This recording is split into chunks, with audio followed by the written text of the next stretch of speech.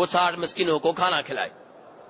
اب یہاں پہ ایک سوال پیدا ہوتا ہے، سوال یہ پیدا ہوتا ہے کہ اگر یہ گناہ میاں بیوی کر بیٹھیں تو میاں کے اوپر، خاوند کے اوپر تو یہ کفارہ ہے، کیا اس کی بیگم کے اوپر بھی کفارہ ہے؟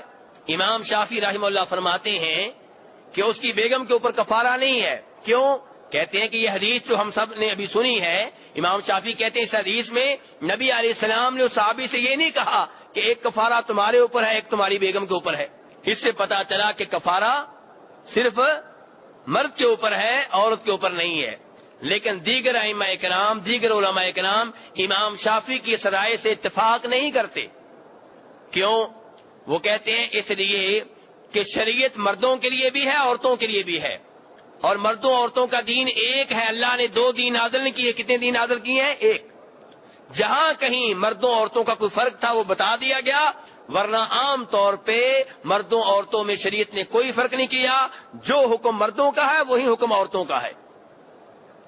اور اگر خاوند رمضان کے مہینے کی بے حرمتی کرے اور ہم بستری کر بیٹھے تو اس کے اوپر کفارہ ہے، عورت کرے گی تو اس کے اوپر بھی وہی کچھ ہے جو مرد کے اوپر ہے۔ باقی رہا اس حدیث میں کہ اس حدیث میں عورت کا ذکر کیوں نہیں آیا، تو پہلی بات یہ ہے کہ ذکر نہ آئے اس کا مطلب یہ نہیں ہے کہ اس کے اوپر کفارہ نہیں پڑا ہوگا۔ مرد کا آ گیا، ہمارے لیے اتنا کافی ہے، مسئلہ ہمیں بتا دیا گیا۔ اب عورت کے بارے میں الگ سے نہیں آیا، کوئی بات نہیں، کیونکہ ہمیں پتا ہے جو دین مردوں کے لیے وہی عورتوں کے لیے ہے۔ نماز جنازہ جیسے مردوں نے پڑھنا ہے ویسے ہی عورتوں نے بھی پڑھنا ہے۔ نماز کا طریقہ جو مردوں کا ہے وہی عورتوں کا ہے۔ اللہ اکبر سے لے کے سلام تک، سلام پھیرنے تک جیسے سجدہ مردوں نے کرنا ہے ویسے عورتوں نے کرنا ہے، جیسے ہاتھ مردوں نے باندھنے ہیں ویسے عورتوں نے باندھنے ہیں، جیسے رفع الیدین مردوں نے کرنا ہے ویسے عورتوں نے کرنا ہے۔ اور یہ جو کہا جاتا ہے عورتوں کا سجدہ اور ہے، رفع الیدین اور ہے، ہاتھ اور طریقے سے باندھنے ہیں، نماز جنازہ نہیں پڑھنا، اس کی کوئی دلیل نہیں ہے کسی صحیح حدیث سے۔ تو میرے بھائیو، جو دین مردوں کا ہے وہی عورتوں کا ہے، جیسے کفارہ مردوں کے اوپر ہے ایسے عورتوں کے اوپر ہے۔ رہی یہ حدیث، تو ہو سکتا ہے کہ عورت بیمار ہو اس لیے اس نے روزہ نہ رکھا ہو، یا یہ عورت جو ہے جاہل ہو، اسے مسئلے کا علم ہی نہ ہو، تو کچھ بھی ہو سکتا ہے۔ برحال شاید کسی وجہ سے اس کا ذکر حدیث میں نہیں آیا، لیکن یہ ہمیں معلوم ہے کہ دین جو مردوں کے لیے ہے وہی عورتوں کے لیے ہے۔ اور یہاں سے یہ مسئلہ بھی معلوم ہوا کہ اگر کوئی آدمی رمضان کے مہینے میں دن کے وقت اپنی بیگم سے ہم بستری کر بیٹھے اور اسے مسئلے کا علم نہ ہو، اسے یہ بتایا ہی نہ گیا ہو کہ ہم بستری کرنا منع ہے، جیسے کوئی آدمی نیا نیا مسلمان ہوا ہے، اس کا پہلا روزہ تھا، اس کو کسی نے بتایا نہیں کہ روزے کے دوران بیگم سے ہم بستری کرنا منع، وہ ہم بستری کر بیٹھے، اس کے اوپر کفارہ نہیں ہے۔ ہاں، جس کو یہ پتا ہے کہ یہ ہم بستری کرنا منع ہے لیکن یہ نہیں پتا کہ جرمانہ کیا ہے، اس کے اوپر جرمانہ پڑے گا، کفارہ پڑے گا، کیونکہ اس کو یہ تو پتا ہے کہ یہ کام منع ہے۔ ایسی جو بھول جائے پہلا روزہ تھا، اس کے ذہن میں نہیں رہا کہ آج روزہ ہے، ہم بستری کر بیٹھا، ایسے آدمی کے اوپر کفارہ نہیں ہے اور اس کا روزہ بھی ختم نہیں ہوگا، کیونکہ وہ بھول گیا ہے، اس کو ذہن میں نہیں رہا کہ آج میرا روزہ ہے۔ جیسے کوئی بھول کے کھانا کھا لے، پانی پی لے، اس کا روزہ ختم نہیں ہوگا۔ ایسے کسی کے سر پہ پسٹل رکھ دیا جائے، کوئی کافر اس کے سر پہ پسٹل رکھ دے کہ روزہ توڑ دو ورنہ تمہیں گولی مار دوں گا، تو اس انداز میں اس سے ہم بستری کروائی جاتی ہے یا کچھ اور کروایا جاتا ہے، تو ایسے آدمی کے اوپر کفارہ نہیں ہے، روزہ نہیں ٹوٹے گا۔ روزہ اس کا ٹوٹے گا جس کو مسئلے کا علم ہے اور پھر یہ یاد ہے کہ میں روزے کی حالت میں ہوں، پھر یہ حرکت کرتا ہے، تو اس کا روزہ بھی ختم ہو جائے گا، قضا بھی واجب ہوگی، کفارہ بھی ادا کرنا ہوگا۔ تو میں نے درس کے شروع میں کہا تھا کہ جن چیزوں سے روزہ ٹوٹتا ہے وہ 2 طرح کی ہیں، ایک وہ جن کی وجہ سے روزہ بھی ٹوٹے گا، قضا بھی واجب ہوگی، کفارہ بھی پڑے گا، اور وہ یہی چیز تھی یعنی بیگم سے ہم بستری کر لینا۔ اب آتے ہیں دیگر چیزوں کی طرف جن سے روزہ ٹوٹتا ہے، قضا واجب ہوتی ہے لیکن ان کے اوپر کفارہ نہیں ہے۔ وہ کون کون سی ہیں؟ ترتیب وار آپ کے سامنے رکھوں گا۔ پہلے نمبر پہ، اگر کوئی یہ جانتے بوجھتے کہ میں روزے کی حالت میں ہوں، روزے کے دوران کوئی چیز کھا لیتا ہے یا پی لیتا ہے، تو اس کا روزہ ٹوٹ جائے گا اور اس کے اوپر قضا بھی واجب ہوگی، بعد میں اس کے بدلے میں روزہ رکھنا ہوگا۔ اور اگر کوئی بھول کے کھا لے تو اس کے اوپر کچھ نہیں ہے۔ امام بخاری روایت کرتے ہیں نبی علیہ الصلوۃ والسلام سے کہ آپ نے فرمایا من نسی وهو صائم فاکل او شرب فلیتم صومه فانما اطعمه الله وسقاه، کہ جو روزے کی حالت میں ہو اور بھول کے کوئی چیز کھا لے یا پی لے، اس کا روزہ نہیں ٹوٹا بلکہ روزے کو مکمل کرے، اور یوں سمجھے کہ جو چیز اس نے کھائی ہے بھول کر یہ اللہ نے اسے کھلائی ہے، جو چیز اس نے بھول کر پی لی ہے یہ اللہ نے اسے پلائی ہے۔ اللہ کی رحمت دیکھیں، اللہ کی رحمت دیکھیں کہ اللہ نے بھول چوک معاف کر دی ہے۔ بلکہ مسلمان کو تسلی دینے کے لیے نبی علیہ السلام یہاں تک کہہ رہے ہیں کہ تم یہ سمجھو، بلکہ حقیقت یہی ہے کہ تمہیں اللہ نے کھلایا ہے، اللہ نے پلایا ہے، تو روزہ ٹوٹا نہیں ہے۔ میرے بھائیو، یہاں پہ ایک ضمنی مسئلہ ہے اور بڑے دھیان اور توجہ سے سننے والا ہے۔ مسئلہ یہ ہے کہ اگر ایک آدمی یہ سوچ کر کوئی چیز کھا لیتا ہے یا پی لیتا ہے یا بیگم سے ہم بستری کر لیتا ہے کہ ابھی فجر کی اذان نہیں ہوئی، ابھی صبح صادق نہیں ہوئی، ابھی فجر طلوع نہیں ہوئی، یہ سوچتا ہے کہ ابھی رات ہے، ابھی ٹائم موجود ہے، بعد میں پتا چلا ابھی فجر کی اذان تو ہو چکی تھی، تو اس کا کیا حکم ہے؟ ایسے ہی ایک آدمی سورج غروب ہونے سے پہلے کوئی چیز کھا لیتا ہے، کوئی چیز پی لیتا ہے، اور وہ یہ سمجھتا ہے کہ سورج غروب ہو گیا ہے، بادل تھے یا جس بلڈنگ میں ہے وہاں بجلی نہیں ہے، اندھیرا ہی اندھیرا ہے، اٹھا اس نے سمجھا سورج غروب ہو گیا ہے، کوئی چیز کھا لی پی لی یا بیگم سے ہم بستری کر لی، تو اس کا کیا حکم ہے؟ میرے بھائیو، ایسے آدمی کی طرف دیکھا جائے گا کہ جب اس نے صبح صبح کوئی چیز کھائی ہے یا پی ہے اور یہ سمجھ رہا تھا کہ ابھی فجر کی اذان نہیں ہوئی، ابھی روزہ شروع نہیں ہوا، کیا اس کا غالب گمان یہی تھا کہ ابھی روزہ شروع نہیں ہوا، یا شک تھا؟ ایک ہوتا ہے شک اور ایک ہوتا ہے 80%، 90%، 95% اسے یقین ہے، غالب گمان ہے کہ بھئی ابھی فجر طلوع نہیں ہوئی، بعد میں بات اور نکلی۔ تو اگر اس کا غالب گمان یہ ہے کہ ابھی فجر طلوع نہیں ہوئی اور اس نے کچھ چیز کھا لی پی لی بیگم سے ہم بستری کر لی، تو اس کے روزے کے اوپر کوئی فرق نہیں پڑے گا۔ لیکن بعد میں جب پتا چل گیا کہ ابھی فجر طلوع ہو چکی ہے، اذان ہو چکی ہے، ٹائم شروع ہو چکا ہے، اب دوبارہ کوئی چیز نہ کھائے، دوبارہ کوئی چیز نہ پیے، اور اگر اس کو شک تھا، یعنی 10% اس کا خیال تھا، 5% اس کا خیال تھا کہ ابھی روزہ شروع نہیں ہوا، اور 90% خیال یہ تھا کہ روزہ شروع ہو چکا ہے، تو پھر بھی اس کا روزہ صحیح ہے۔ کیوں؟ اس لیے کہ اصل ضابطہ یہ ہے کہ رات موجود ہے، رات کا ہونا یقینی تھا، فجر طلوع ہوئی ہے یا نہیں ہوئی، اذان ہوئی ہے یا نہیں ہوئی، اس بارے میں شک و شبہ میں تھا، تو اس لیے وہ آدمی اصل کے مطابق ہے، اس لیے اس کے روزے کو کچھ نہیں ہوگا۔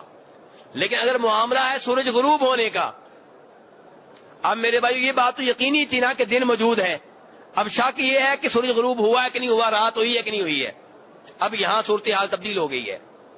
اب یہاں پہ اگر اس کا غالب گمان یہ تھا، 90% خیال یہ تھا، 95% خیال یہ تھا کہ سورج غروب ہو گیا ہے، اور اس نے کچھ چیز کھا لی پی لی، روزہ کھول لیا، اور بعد میں پتا چلا ابھی تو روشنی موجود ہے، بادل چھٹ گئے، پتا چلا ابھی تو سورج غروب نہیں ہوا، تو ایسے آدمی کو چاہیے کہ وہ روزہ مکمل کرے، اور اس کے روزے کو کچھ نہیں ہوا، کیونکہ اس کا غالب گمان یہ تھا کہ سورج غروب ہو گیا ہے، گمان غلط نکلا، تو اب وہ روزے کو مکمل کرے۔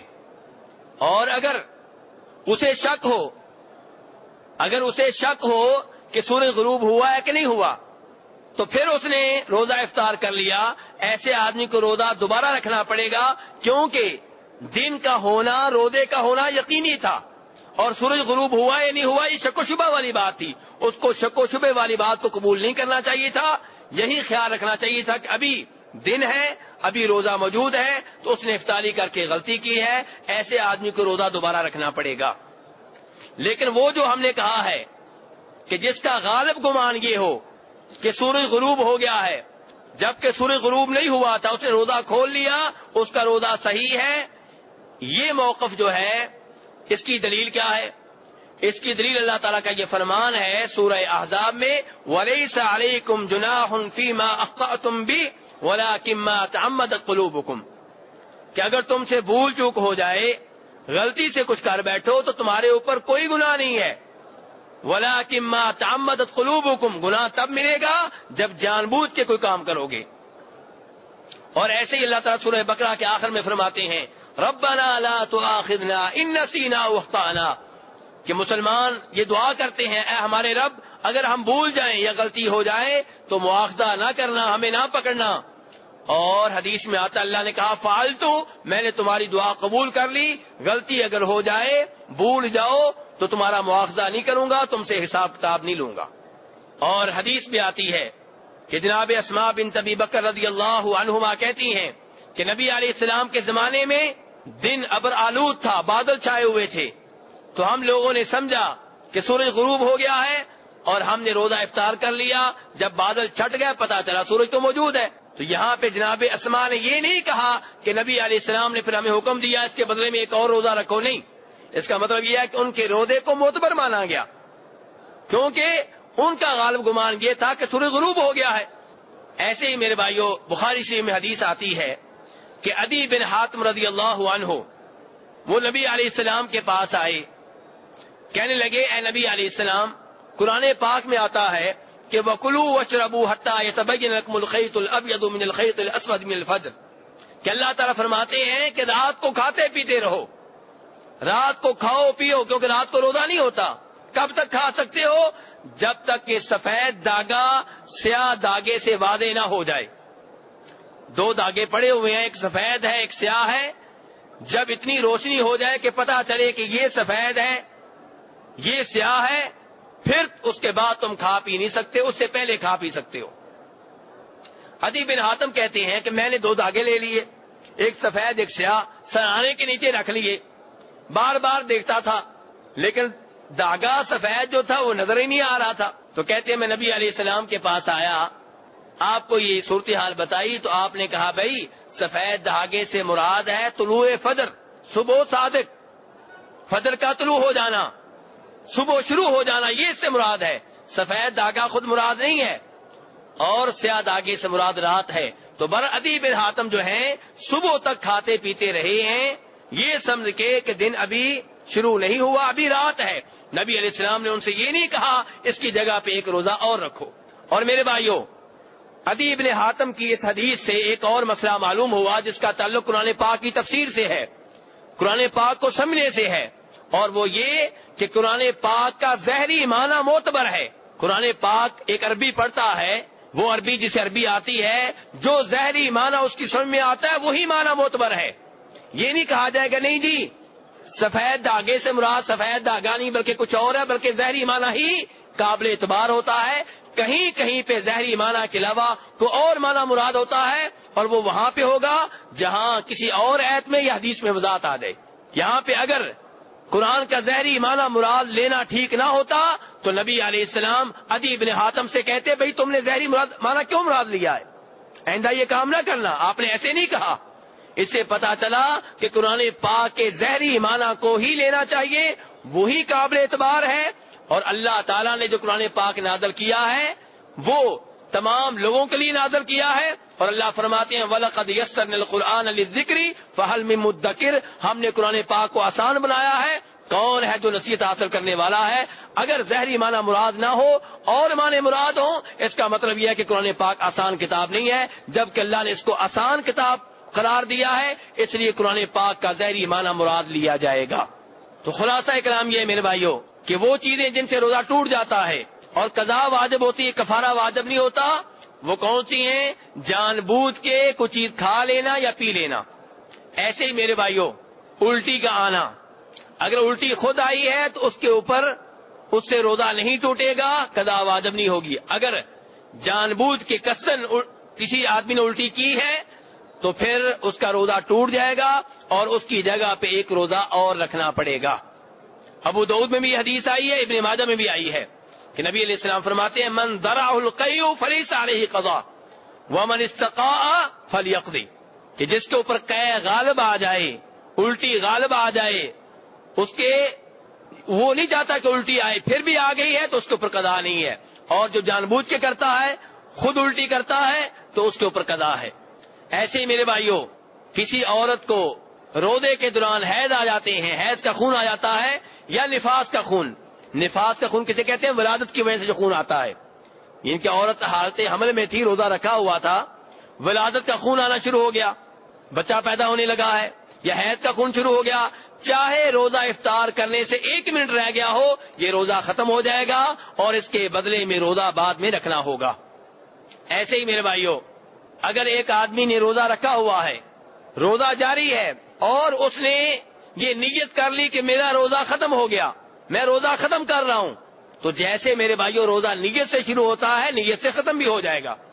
ایک آدمی بیٹھے بیٹھے فیصلہ کر لیتا ہے میرا روزہ ختم، ٹھہر کے پانی پیوں گا لیکن روزہ میرا ختم ہو گیا، بس تو پانی جب پیے گا ابھی سے روزہ اس کا ختم ہو گیا ہے۔ اور ایسے ہی اگر کوئی آدمی کو ایسا کلمہ کہہ بیٹھتا ہے، ایسی بات کر بیٹھتا ہے جس سے مرتد ہو جاتا ہے، اس کا روزہ بھی ختم۔ اللہ تعالیٰ فرماتے ہیں لئن اشرکت لیحبطن عملک، کہ کفر و شرک جہاں پہ آ جائے وہاں پہ سارے اعمال ضائع ہو جاتے ہیں، ایسے آدمی کا روزہ بھی ختم ہو جائے گا۔ تو میرے بھائیوں، یہ تھا آج کا درس جس کا تعلق اس بات سے تھا کہ کن کن چیزوں سے روزہ ٹوٹ جاتا ہے۔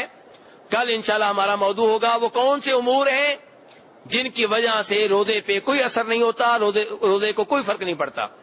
اب میں آپ کے سوالوں